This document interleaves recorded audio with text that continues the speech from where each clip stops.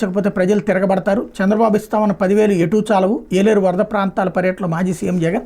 భారీ వర్షాలపై ముందస్తు సమాచారం ఉన్న రాష్ట్ర ప్రభుత్వ ఫ్లడ్ మేనేజ్మెంట్ చేయకపోవడంతోనే వరదలు వచ్చాయని మాజీ ముఖ్యమంత్రి వైకాపా అధ్యక్షుడు జగన్ విమర్శించారు. కాకినాడ జిల్లా ఏలేరు వరద ప్రభావిత ప్రాంతాలు శుక్రవారం ఆయన పర్యటించారు. పిఠాపురం మండలంలోని మాధవపురం, ఉప్పాడ, కొత్తపల్లి మండలం, పాత ఇసుకపల్లి, నాగులోపల్లి, రమణక్కపేట గ్రామాల్లో తిరిగి ప్రజలతో మాట్లాడారు. రమణక్కపేటలో మీడియాతో మాట్లాడుతూ వరదల విషయంలో విజయవాడలోనే ఏలేరు జలాశయం పరిధిలో నిర్లక్ష్యం కనిపిస్తోందన్నారు. ఏలేరు జలాశయం పూర్తిగా నిండిన ఈ నెల 10న ఒక్కసారిగా 25,270 క్యూసెక్కులు వదలడంతో ముంపు సమస్య తలెత్తిందని చెప్పారు.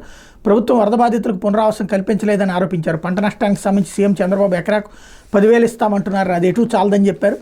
రాజశేఖర రెడ్డి ముఖ్యమంత్రిగా ఉన్నప్పుడు ఏలేరు ఆధునీకరణ పనులు చేపడితే చంద్రబాబు అంచనాలు పెంచారే తప్ప పనులు చేయలేదన్నారు. వైకాపా హయాంలో వరుస వర్షాలు, కాలువల్లో నీరుండటంతో పనులు చేయడం సాధ్యం కాలేదని వెల్లడించారు. రివర్స్ టెండరింగ్ పేరుతో ఏలేరు ఆధునీకరణ పనులను వైకాపా ప్రభుత్వం ఆపేసిందని విలేకరు ప్రశ్నించగా సమర్థంగా పనులు జరగడానికి రివర్స్ టెండరింగ్ అమలు చేశామని సమాధానం ఇచ్చారన్నటువంటి వార్తని హైలైట్ చేశారు. మరోవైపు వరద పీడిత ప్రాంతాలు